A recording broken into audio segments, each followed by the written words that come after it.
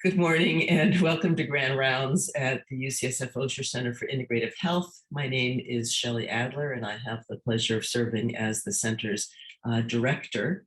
Today, I am delighted to introduce Dr. Sudha Prathikanti. Dr. Prathikanti was really integral, pardon the pun, in establishing the Integrative Psychiatry service here at the center, as well as the Ayurveda consultation service. She leads primary care adult psychiatry at Zuckerberg San Francisco General Hospital and also supervises fellows in the public health psychiatry program. Dr. Prathikanti's research focuses on holistic mental health interventions that are accessible to vulnerable populations from a variety of cultural backgrounds. And she uses a variety of techniques to help patients find emotional balance, including Ayurveda, yoga, meditation, and Jungian dreamwork. Her practice considers many factors that may impact healing and wellness in true integrative fashion, including psychosocial, cultural, and spiritual influences. So today, after Dr. Prathikanti's presentation, we'll have about 15 minutes for discussion. So please submit questions to me by way of the chat feature at any time throughout the presentation. You can ask your question that way in advance and then focus on the presentation, but you can also pose your questions directly to our speaker at the end of the presentation. I want to thank our Grand Rounds Planning Committee now, which includes Drs. Anand Dhruva, Selena Chan, Sarah Patterson, and Patty Moran. And I also want to thank Yvette Coulter, Jen Shea, and Julia Burns for providing a wonderful support for this series, and also note that today is Staff Appreciation Day. So although we're always appreciative, we're making a special note today. So now please join me in welcoming Dr. Prathikanti.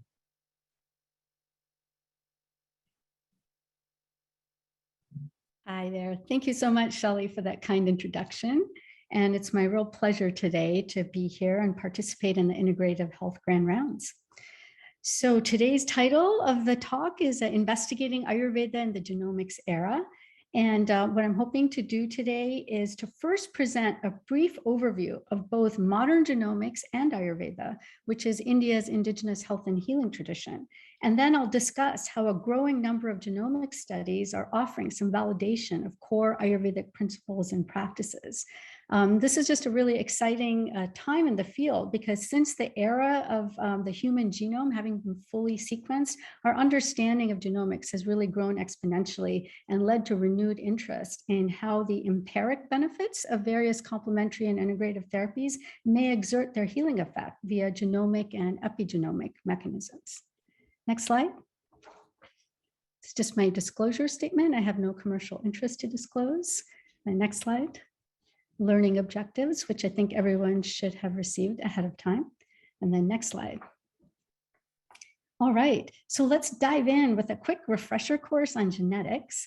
So DNA, deoxyribonucleic acid, is comprised of 4 nitrogen bases, adenosine, thymine, guanine, and cytosine, arranged in a double helix along a sugar phosphate backbone. Now, the DNA from humans is made up of approximately 3 billion base pairs, and it's the sequence or the order of the bases, which is what makes us human. Our DNA sequence is actually almost 99% identical with chimps, who are our nearest primate relatives. Now, nearly all humans have the same genes arranged in roughly the same order, and more than 99.9% of your DNA sequence is identical to every other human being. And yet, this tiny 0.1% difference in DNA is what makes each of us unique. On average, a human gene will have about 1 to 3 bases that differ from person to person. So this is a really small difference, but this difference is enough to change the shape or function of a protein, how much protein is made, when it's made, or where it's made. And these variations in your genome also influence your risk of developing diseases and your response to various medications. Now, within the 3 billion base pairs of human DNA, there are about 23,000 genes. Now, genes are the specific sequences of bases that provide instructions on how to make important proteins that control various biological functions. And only about 1% to 2% of our DNA actually codes for the genes that make protein. And scientists once thought that all of the other 98% of non-coding DNA was junk, and it actually was called junk DNA with no known purpose. However, now in the modern era, we understand that a lot of this non-coding DNA is actually critical to the functioning of DNA and its replication, because there's many regulatory elements that this non-coding DNA contains. And these regulatory elements include promoters, enhancers, or silencers that initiate, boost, or repress transcription.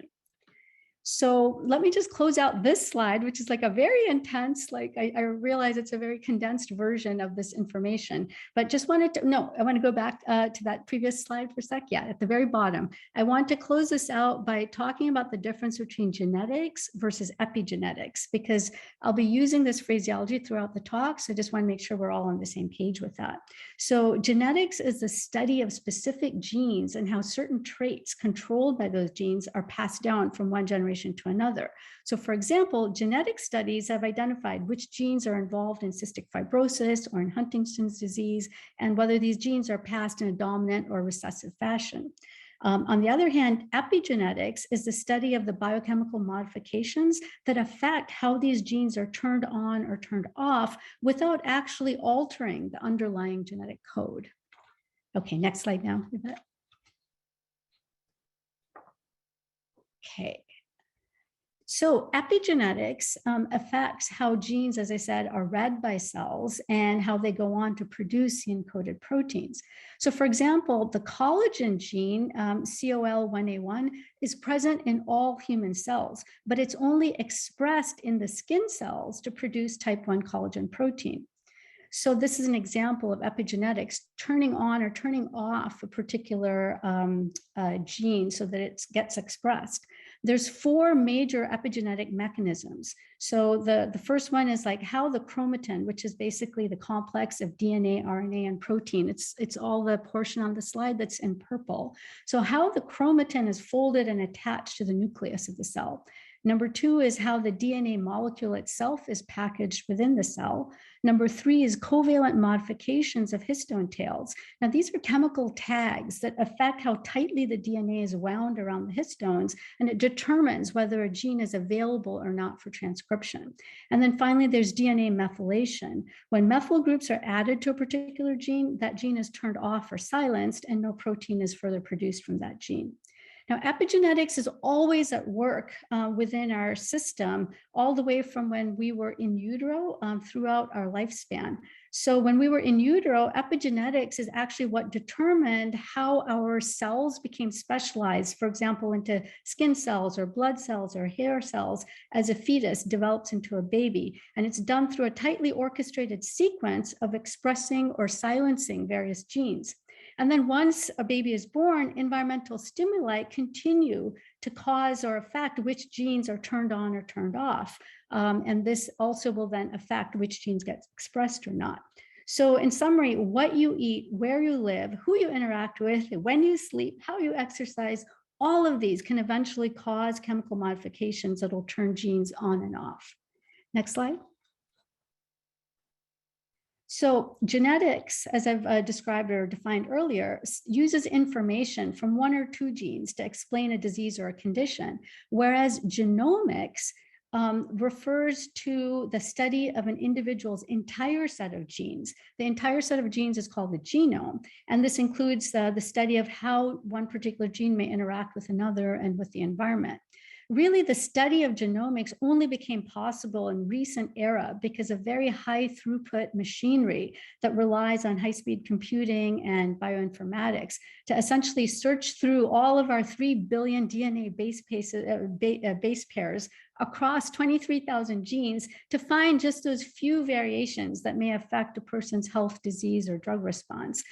So this is the reason that this has really taken off in the last like 15, 20 years, because that's when this machinery and these bioinformatics really became possible to implement. And then this genomics is then further divided into various subfields. So epigenomics analyzes chemical tags across the entire DNA strand that affect gene expression, whereas transcriptomics assesses gene expression by sequencing the free-floating messenger RNA strands that are in the cytoplasm. And then proteomics explores gene expression by identifying and quantifying the amounts of circulating proteins, while metabolomics assesses the small molecule end products of cellular processes to quantify the rate at which various biological processes are occurring. Next slide. So I just give all of this as background to just say that epigenomics has really burst on the scene of Ayurveda research as well as other complementary and alternative modalities. And there's been intense interest to see whether the health benefits of these therapies like Ayurveda and Chinese medicine or yoga may be related to epigenetic and epigenomic regulation. So for example, investigators at Herbert Benson's Institute for Mind-Body Medicine at Mass General reported that a meditative practice called the relaxation response not only reprograms mental attitude and awareness, but may do so in part by downregulating the expression of pro-inflammatory proteins and immune factors in the blood. In Ayurvedic cooking, for example, phytochemicals and nutritional compounds may promote health by serving as potent regulators of epigenetic functions. Curcumin, which is a key component of turmeric, actively inhibits DNA methylation and regulates histone modifications. And it may account for some of the well-known anti-inflammatory, antioxidative, and anti-lipidemic properties of the spice. It's even been hypothesized that the placebo response perhaps is mediated via epigenetic mechanisms that are triggered by positive expectations. And this is just a whole nother area of emerging research. Next slide. So currently, much of medical practice, conventional medical practice, is based on standards of care that are determined by averaging responses across very large cohorts of patient populations. So this is really a population-based way of developing treatment interventions. And the theory here is that everyone should basically get the same standard of care that is proven via clinical trials.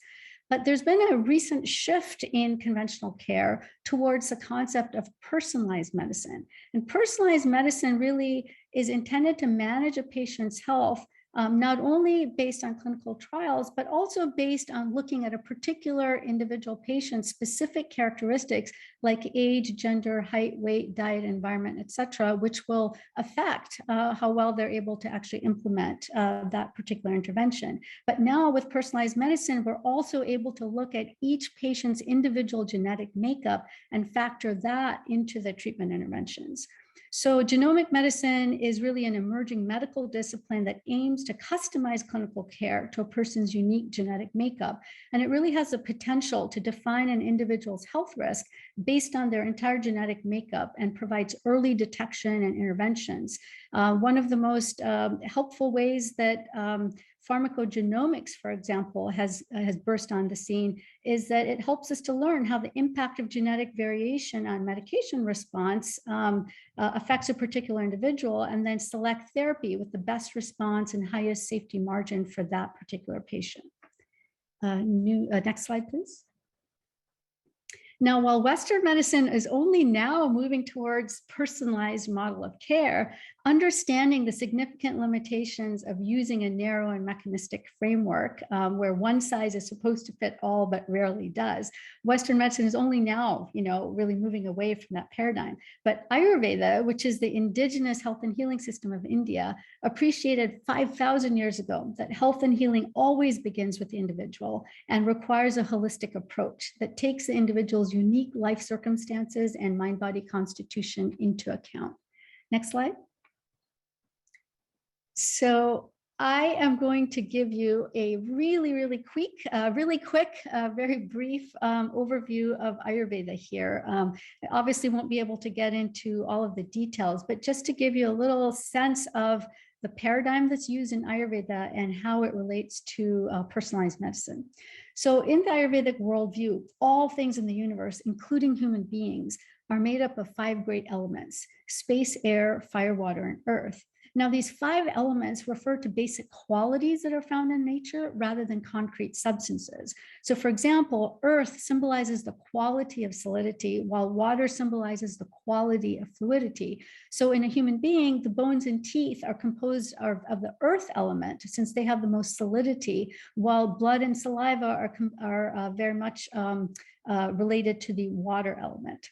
Now, physical matter is said to be the grossest expression of the 5 great elements. However, all the bioenergetic processes that we collectively call life, from respiration and metabolism to feeling and thinking, they're all also expressions of these 5 great elements, but in a more subtle dynamic manifestation that are called doshas. So the great elements, the 5 great elements, pair off in 3 combinations to form 3 great doshas or life forces: Vata, Pitta, and Kapha. So in this fascinating model, each dosha manifests simultaneously as body, mind, and spirit. And so each dosha has specific expressions on the somatic level, the mental level, and then at even more subtle metaphysical levels.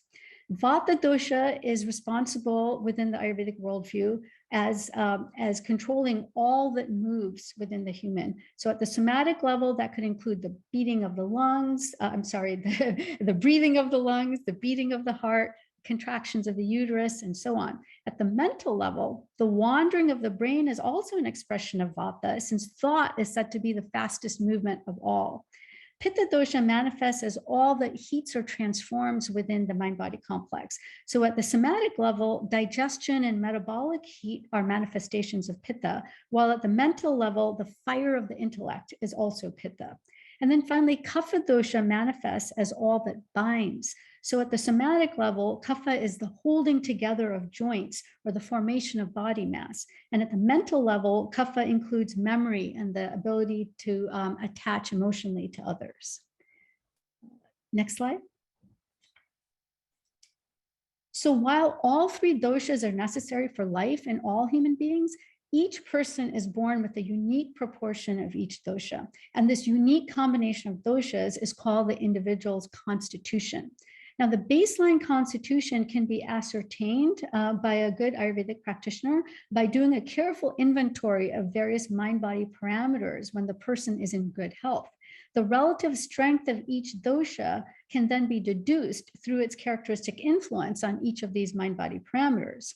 In a given individual, one dosha is often more dominant than the other 2, so its influence on somatopsychic functioning will be more obvious when we are going through all of these various mind-body parameters that are part of the Ayurvedic assessment. However, it's important to remember that all 3 doshas are always present in all human beings, and in fact, all 3 are necessary for life. Next slide. So here's a really quick overview of how people with extreme predominance of one dosha or another might present in terms of these various mind-body traits. So someone with a predominance of Vata dosha will tend to have mind-body attributes that are related to the light, cool, mobile qualities of space and air, because remember, Vata is made up of space and air. Then Pitta will tend to have mind-body attributes that are related to the hot, bright, penetrating qualities of mostly fire and a little bit of water. And then Kapha will tend to have mind-body attributes that are related to the heavy, cool, and damp qualities of earth and water. Now, the constitution influences what type of food, activity, environment, emotion, and cognitive style that helps a person to feel vibrant and healthy. Constitution also influences how the person tends to react under stress and the types of illnesses that he or she may be more inclined towards developing. So very often people are predisposed to develop illnesses that are related to the dominant dosha in their constitution. Now, this is because doshas are dynamic in nature and fluctuate with exposure to the 5 great elements outside in the world through lifestyle choices. And a dosha is increased by exposure to the elements of which it is comprised. So if Vata dosha is exposed to a lot of air and space elements from the outside, that will increase Vata dosha on the inside and it will become exacerbated. I'll give a little bit more of a concrete example here. So let's take a business executive whose constitution is predominantly Pitta dosha. So according to Ayurveda, his mind-body functioning will be under the influence of Pitta's fiery nature. So at baseline, he'll tend to relish vigorous exercise, hearty meals, passionate relationships, and taking on challenges. And as long as he makes lifestyle choices that keeps his Pitta dosha in proper balance relative to Vata and Kapha, he will enjoy good health. However, under stress, the same individual may tend to aggravate Pitta dosha through excessive activity, overeating, or ruthless competition. And then he'll go on to develop Pitta-related symptoms like heartburn or volatile, angry moods. Next slide. So in this model of Ayurveda, health comes from adhering to lifestyle habits that maintain balance of doshas in keeping or in harmony with one's underlying constitution. And susceptibility to illness results from lifestyle habits that tend to push doshas out of balance with one's constitution. And once illness sets in, the key to regaining health lies in making lifestyle changes that pacify an aggravated dosha and strengthen a depleted dosha. Next slide. So Ayurveda makes use of many different remedies to restore equilibrium when doshas are out of balance from one's underlying baseline constitution. Some Ayurvedic approaches might first act at the psychological level, eventually working their way downwards into the epigenome in a domino fashion. So for example, mindfulness meditation would be an example of this. Conversely, other Ayurveda practices may directly impact the epigenome first, and then bypassing the psychological and physiological levels and working their way upwards. So for example, a herbal remedy may act first on the epigenetic level. In contrast, yoga postures may work at the psychological level and psychological level simultaneously before altering the epigenome. Furthermore, the DNA sequence of an individual can modify the degree of response to any of these particular interventions. Next slide. Okay, so with that background I've given, in a very brief background I've given regarding both epigenetics and Ayurveda, let's now connect the two and start looking at how some of these core principles and concepts in Ayurveda are starting to be validated with some of the latest epigenetic research. So an important prerequisite, though, to conducting any large-scale study of Ayurveda is to develop a validated assessment tool for reliably classifying participants' Ayurvedic constitutions without the presence of classically trained Ayurvedic physicians for each and every study.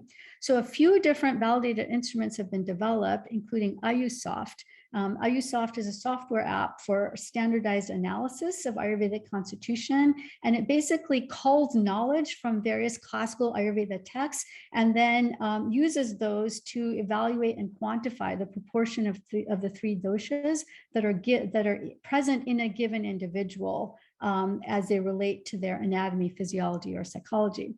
And AyuSoft has now been widely used and validated in many other research studies. These are some of the very important early studies that really help to establish the idea of Ayurvedic constitution really being something that we could assess via these standardized tools. Okay, next slide. Now, this is a really important slide that starts making the connection between Ayurvedic constitution and genomic studies. In 2015, there was a very rigorous study that was published in Nature journal, and this found a very convincing correlation between genomic variations and the traditional classification of Ayurvedic constitution. So what investigators did was they conducted genome-wide SNP analyses of 262 men who represented extreme dosha types of Vata, Pitta, and Kapha. They found that 52 SNPs, and SNPs are single nucleotide polymorphisms. So they found that 52 SNPs that were significantly different between dosha types with a very, very significant p-value. Now, the principal component analysis of these 52 SNPs successfully classified subjects into their respective dosha types.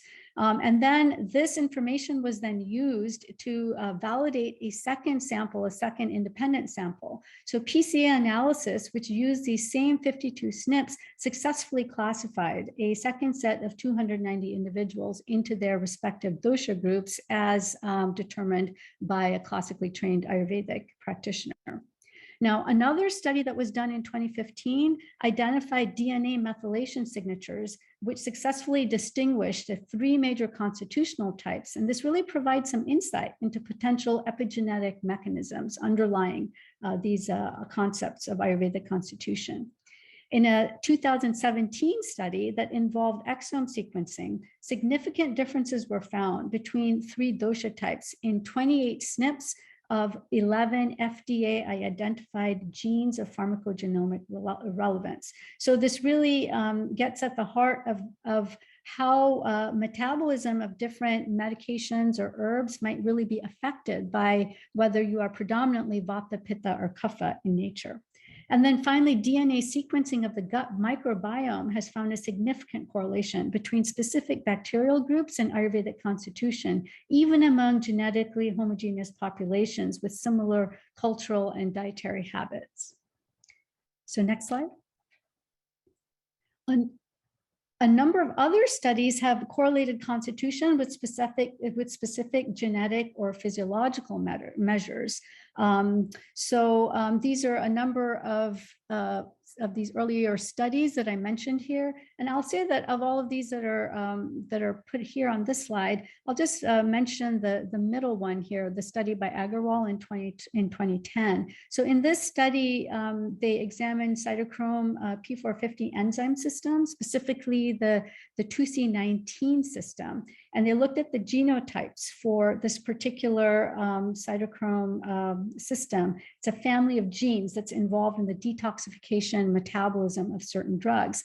And they found that the alleles that were associated with rapid metabolizers were upregulated in Pitta types and downregulated in Kapha types, which is like exactly what would be predicted by classical Ayurvedic notions of metabolic fire being increased in Pitta types and somewhat dampened by the water and earth elements of the Kapha type.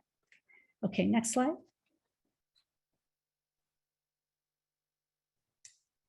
Now, in Ayurveda, I'm going to now speak about some of the studies that are related to the various modalities of Ayurvedic interventions. Lifestyle changes are a really big part of Ayurveda, so this slide is related to that. In Ayurveda, it's believed that our physiological processes are aligned with the natural cycles of the day, the season, and the season of life.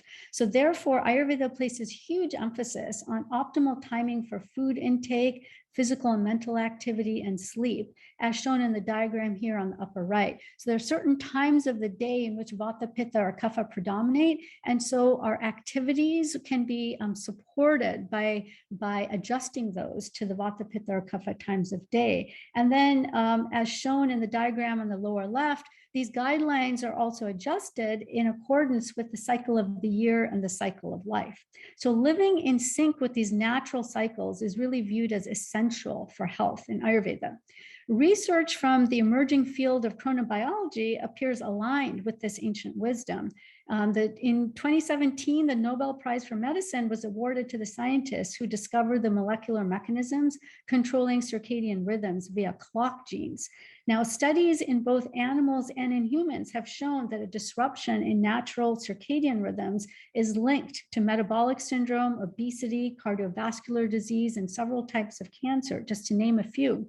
Research also suggests that synchronizing drug treatment with circadian rhythms for certain conditions, for example, asthma, cardiovascular disorders, and rheumatoid arthritis, may increase the success rates and decrease side effects because, again, there may be certain times of day in which the metabolism of these drugs is more successfully done. And this is very much aligned with the idea in Ayurveda of Pitta times being, for example, more likely to be well metabolized periods. So closely related to circadian rhythm is this concept of chronotype, which refers to the inclination to being an early bird, a night owl, or a hummingbird, somewhere in between. One's chronotype has a very strong genetic component, and among other things, having a longer allele on the per3 circadian clock gene has been tied to morningness. So some researchers postulate that this variation in chronotype might have developed from a evolutionary standpoint as a survival technique. The theory is that by taking turns sleeping, there would always be someone awake to keep watch in our early human societies. So this might have been why some people evolved to be more morning people or night people. But in any event, many adverse health outcomes have been linked specifically to a mismatch between chronotype and work schedule, regardless of whether the person is an early bird or a night owl. So it's been proposed that the easiest way to improve one's health may be matching work shifts to a particular person's chronotype. Interestingly, this again is really aligned with what Ayurveda has stated for millennia, that the time for waking up, working, or rest should be tailored according to your individual constitution while keeping attuned to the cycles of the sun and the season. Next slide. In Ayurveda, food is medicine and should be tailored to one's constitution to optimize health. So the traditional diet of Ayurveda usually contains 6 different tastes of food, and these are presented in small bowls on a thali or metal plate. So this is considered the traditional thali meal. So each taste is said to be important in balancing the 3 doshas. So for example, Vata dosha is supposed to be balanced by sweet, salty, and sour taste. Pitta is balanced by sweet, bitter, and astringent, whereas Kapha is balanced by pungent, bitter, and astringent.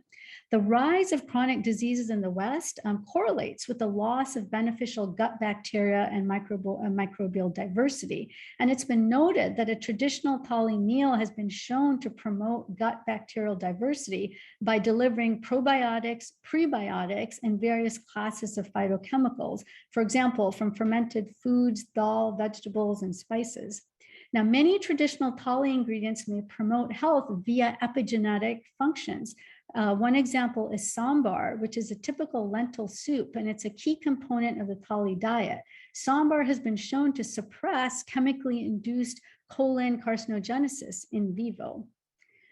There's another study that is listed here on this slide by Bhupatharaju and colleagues, and they examined the dietary patterns and metabolomic profiles of 145 Asian Indians who immigrated to the United States. And they found that those individuals who had adopted Western and non-vegetarian diets had metabolomic profiles that were linked to cardiometabolic disease, whereas those individuals who had maintained their diet of origin, their dietary, the dietary traditional thali diet, essentially did not have these same risk factors for cardiometabolic disease. So this just really raises some interesting ideas about how we might be able to treat or prevent metabolic disorders like diabetes by shifting gut flora composition through our diet. Next slide.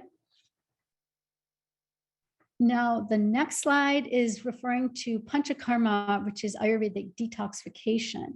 Panchakarma refers to a series of Ayurvedic cleansing measures that include therapeutic emesis, purgatives, enemas, nasal irrigation, and various herbal detoxifications of the blood.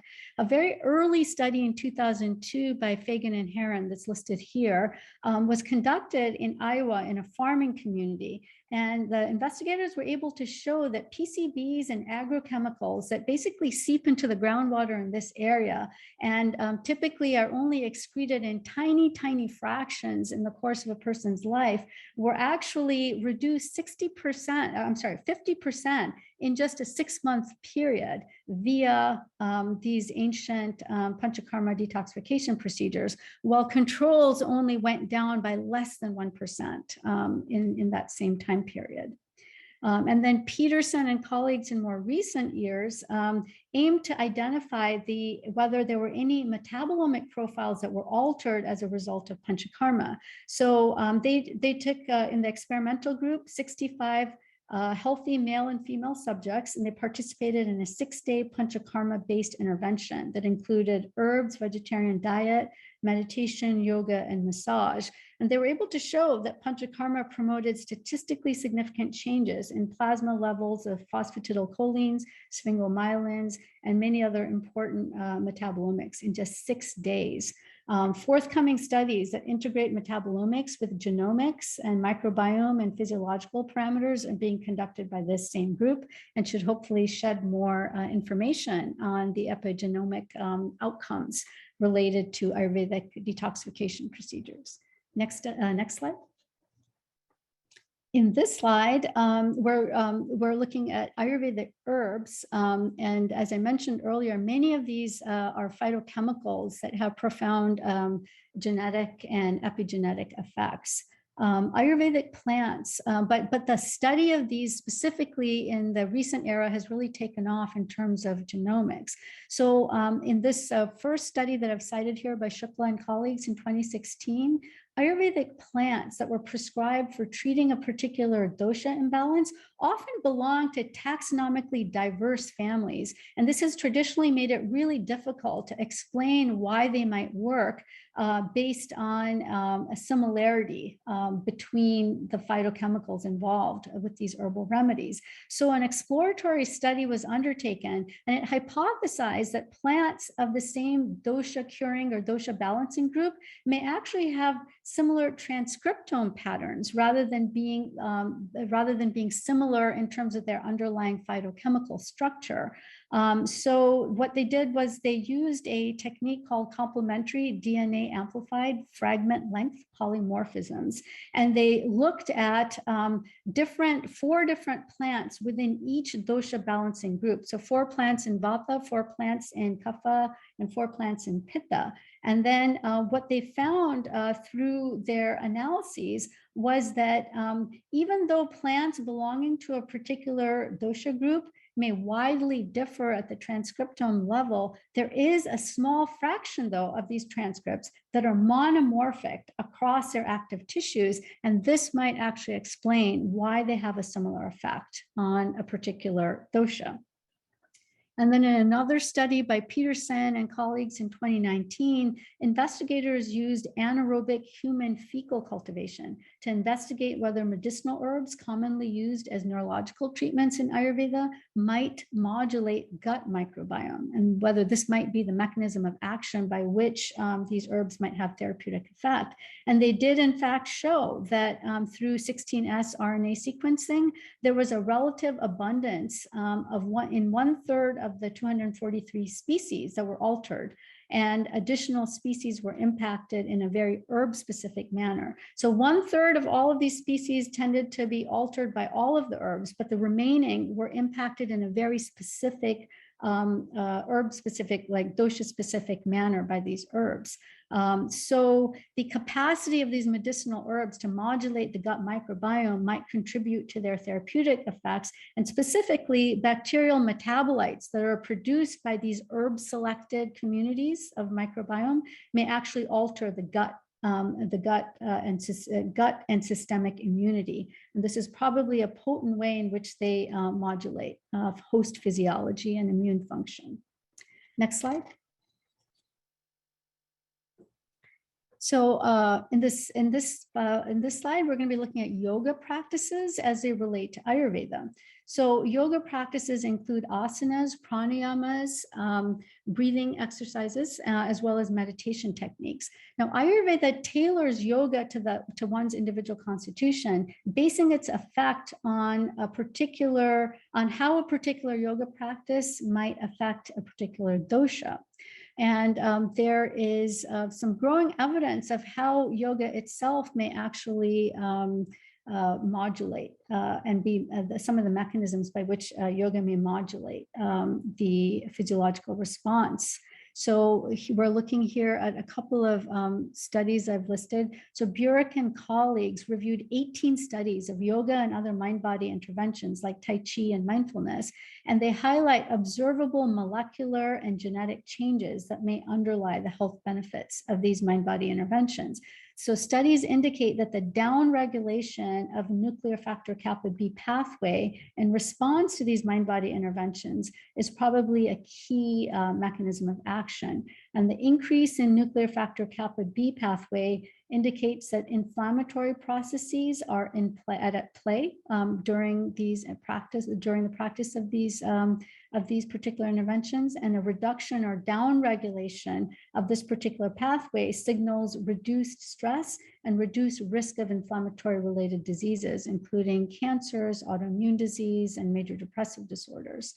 Basine and colleagues in 2018 examined transcriptome changes in 24 people with stage 1 essential hypertension who completed 8-week training in the relaxation response. I had referred to this study a little bit earlier in the talk. And what they found is that the transcriptome analysis identified over 1,700 genes which are regulated by the relaxation response in responders. And they particularly found enrichment of the anti-inflammatory M2 subtype of macrophages. Again, really looking at how yoga practices may exert their effects through modulating the immune system. This research really opens the doors to development and testing of a multi-level theory of how yoga, and particularly Ayurvedic yoga, might integrate biological, psychological, and environmental factors. And our group here at UCSF actually is working right now on a study of how different Ayurvedic protocols that are tailored to Vata, Pitta, or Kapha type depressive disorders, we're going to see how those might compare to a more generalized yoga sequence that would be given to folks with depression, regardless of their doshic subtype. So that's in development right now. So stay tuned, and maybe in a couple of years, we'll have some more data along those lines. Next slide.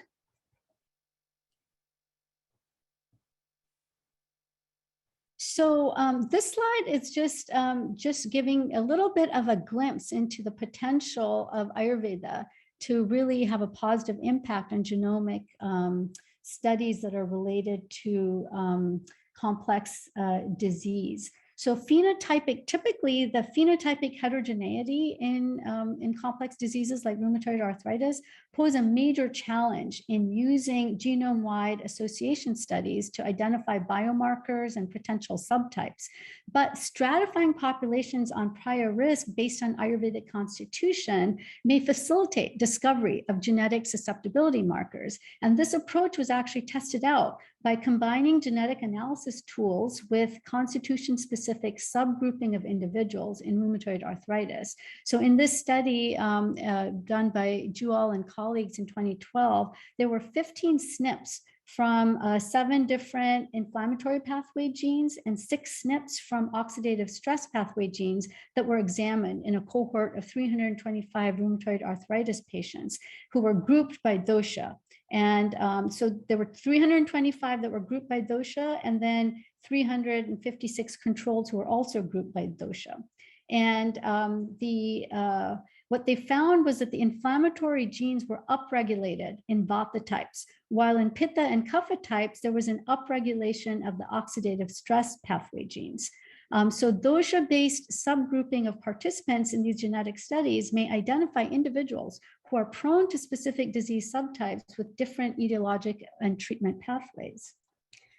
So last slide, or at least last slide in terms of the data that I'm presenting.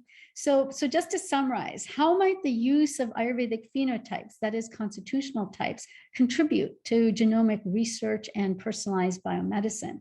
As we've seen, Ayurvedic typing may facilitate discovery of biomarkers and particular subtypes in complex diseases like rheumatoid arthritis.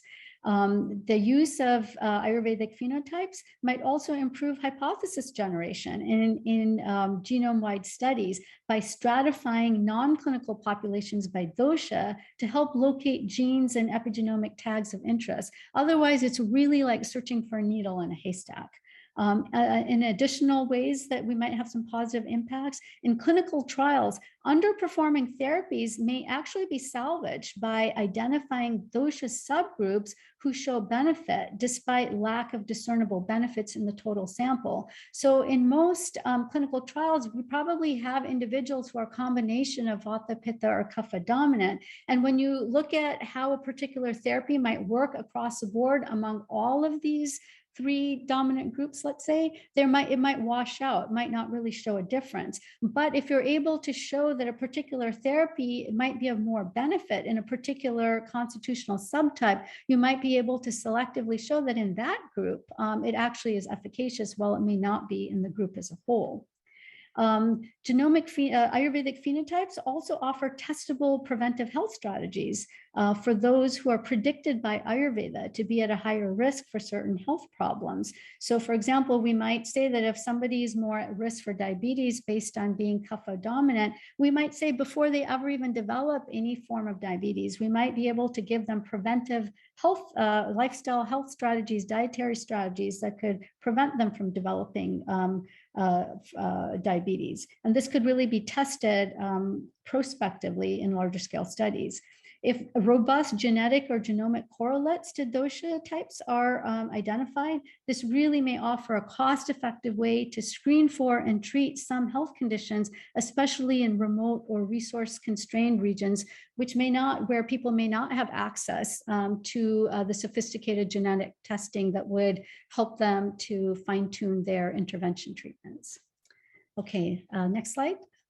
So that really concludes the final portion of my data. And here I'm just showing a slide with various resources that are related to Ayurveda practices that people might be interested in learning more about. And then I will close with the final slide. Next slide. Just a quote from Charaka, who is one of the really luminaries in the field of Ayurveda.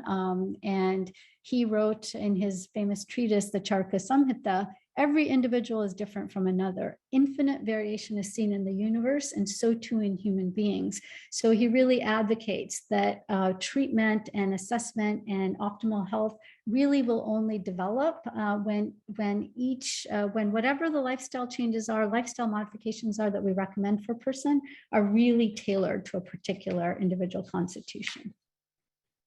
All right, so I think I finished on time. I spoke kind of fast, but I had to get through a lot of data. It was perfect. It was model timing. Thank you so much. Absolutely fascinating, and really displaying a breadth of knowledge that's required to really deeply compare two enormously complex systems. So absolutely fascinating. Thank you so much. I've gotten a few different questions. Let us start with a couple actually from Dr. Sandy Newmark, who happens to be joining us live. So I thought we would begin with him. Thanks, Sandy. Hi, Sudha. I have two questions. The first, I think, is pretty simple. What's the difference between air and space in Ayurveda? Ah, okay. Yeah, great question, Sandy. So air is actually, what we consider to be like the molecules that comprise gases like oxygen or nitrogen or whatnot. Space is considered to be the actual matrix in which everything unfolds or exists. So that includes air and all of the other elements. So we can consider that from a cosmological standpoint, it would be the vacuum of space. But from an Ayurvedic standpoint, it refers to the all-encompassing consciousness, actually, which underlies all of these phenomena that we see as physical manifestations. Great, thank you.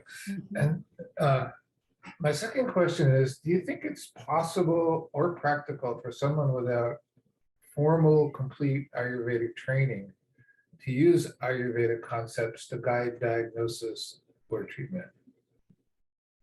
I'm sorry, say that question again, Sandy? I wasn't. Do you think it's possible if somebody doesn't have complete formal Ayurvedic training to say, look at doshas or other Ayurvedic concepts to guide diagnosis and treatment? Oh, absolutely. In fact, that's actually integral to the idea of Ayurveda, which is that we really become our own physicians, because you don't have to necessarily be this highly adept, diagnostician from an Ayurvedic standpoint to very intuitively grasp whether you tend to have more vata, pitta, or kapha in nature, or what combination you might have. And a lot of us intuitively know, for example, when we're under stress, what it is that tends to make us function better and makes us function worse under stress. And that will vary from person to person, depending on whether you have more vata, pitta, or kapha in your nature. And so if you're a provider, for instance, in my case, could I look at an ADHD child and try and figure that out and use Ayurveda concepts to discuss their diet. Absolutely. I don't think, I think that this is, again, one of the beauties of Ayurveda is a lot of it is quite intuitive. And so after you get familiar with the basic concepts of Ayurveda, which are not hard to become familiar with in just a little bit of study, then you can start thinking about when patients present, whether they seem to be presenting with more of the air and space elements, which usually with most neurological conditions like ADHD, it will be almost always Vata that will be affected. And then you will know ahead of time that, hey, there's a lot of Vata symptoms that are cropping up and there's in this person's presentation. So you can use Vata modifying lifestyle changes as guidelines, even without a very sophisticated level of understanding of Ayurveda. And so you can recommend warm foods, cooked foods rather than raw foods. For example, a lot of people automatically think salad is healthy. Like we're kind of entrained to think, oh, eating a lot of raw salads is a healthy thing. But in fact, if you have Vata as a predominance in your constitution, that is actually going to aggravate Vata dosha. And so people with neurological conditions, we really encourage in Ayurveda to eat warm cooked foods and have grounding root vegetables as a big part of your diet rather than raw greens and so on. So a few basic guidance that you could, a few basic principles would really allow you to give really good guidance to patients, even without having a full and complete breadth of knowledge about Ayurveda. Thank you. Thank you so much. I want to encourage anyone who has been sending in a question to turn on their video if they'd like to ask it live. Otherwise, I will go ahead and ask questions for you, but please go ahead and do that and I'll wait just for a moment.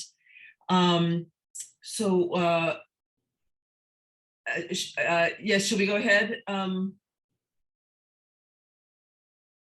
Yeah, I was going to say, okay, Dr. Mishra Kavita, will you ask your question? And you are... Hi there. Yeah, there you go. Sorry. So I'm in the car, as I often am. So I apologize for not putting the video on. But so that, first of all, fantastic talk, super interesting. Question was on how early in childhood does it become obvious to the Ayurvedic practitioner the phenotype of Vata, Pitta, or Kapha? And then how often or how much does that change over a lifespan as you look at, a general public? Yeah, no, great question. So yeah, the Ayurvedic phenotype, your underlying constitution is actually said to be in place at the moment of conception. So it's in utero. It's actually at the ovum, the fertilized ovum stage that actually we say the constitution becomes manifest. And so to a well-trained Ayurvedic practitioner, as really within the first moments of life, even the first few days of life, really it starts to manifest very quickly what the child's temperament might be, what the child's underlying constitution is. And so even as infants, babies will tend to be skinnier or a little chubbier or much more calm and sleep through the night easily or be very fitful or colicky. So all of these symptoms from an Ayurvedic standpoint really point to a predominance of Vata, Pitta, or Kapha. So the answer to your first question is yes, you can detect the constitution at a very early stage, but probably to really have a fuller understanding of it, you get to a point, it's really best to wait until the child is at a point where they can also make their inclinations and their desires in terms of the taste for food, their inclination in terms of activities that they enjoy or don't enjoy. All of those can be factored in to probably amplify the original diagnosis, but a lot of that can be done even at an infancy stage. And then the second question you asked is actually really important to address, which is this idea of does constitution change over the lifespan? But no, by definition, constitution is really your inherent biological makeup. It's sort of like your DNA. It's what you are sort of hardwired for. But then because doshas are dynamic, remember how I said that doshas interface with environmental factors, because those 5 great elements that are on the outside are also on the inside. And so based on the interaction with the environment, you can end up actually having having the doshas go out of balance. So doshas can go up or down, but your constitution doesn't change. So the idea is that when doshas go up or down from whatever your underlying constitution was when you were born, then you need to bring those doshas back into harmony with your underlying constitution by making wise lifestyle choices that reharmonize what got thrown out of balance. So doshas can change, but constitution doesn't. Thank you. Perfect. Thanks, Kavita. I think we have time for one more question. Anisha Dorve, I hope I'm pronouncing that name correctly. Yes, thank Hi, you. Nisha. Dr. Sid, I wanted to know if you use the IUSoft software in your own clinical practice to determine the Ayurvedic constitutions, and if so, how reliable you feel that is compared to pulse diagnosis, or if you feel there's a big discrepancy between those. Yeah, great question too, Anisha. So IUSoft has really been used mostly in a research context to try to like standardize the way in which Ayurvedic diagnoses are made, across large cohorts of research groups. But I think for clinical care, I think it's nothing can replace that clinical examination, which is really based on the pulse diagnosis. It's also based classically in Ayurveda, it's also based on energetics, and when you're in the room with the person and you're seeing not only their full body habitus, but also the way in which they move, how fast they talk, or, when you're in the room with them, does your energy level come up or does it kind of come down? And all of that is actually something that, and then of course the physical examination, which is really key in Ayurveda, which yes, you can kind of translate it into for research purposes using IUSoft, but there's nothing like actually looking at an eye or looking at a tongue, feeling the texture of the skin to really get that information. So I would say that all of these are tools that are really important to validate so that we can actually move forward with connecting Ayurveda with genomic research, but it will never replace clinical diagnosis. Perfect. Thank you for that clarification. Thank you so much. We have too quickly come to the end of our hour together. I want to thank you so much, Sudha, for a fantastic presentation. And thank everyone for joining us, and wish you all a good and a happy day. Thank you so much. Thank you, Shelley. Thank you for participating. It's been my pleasure.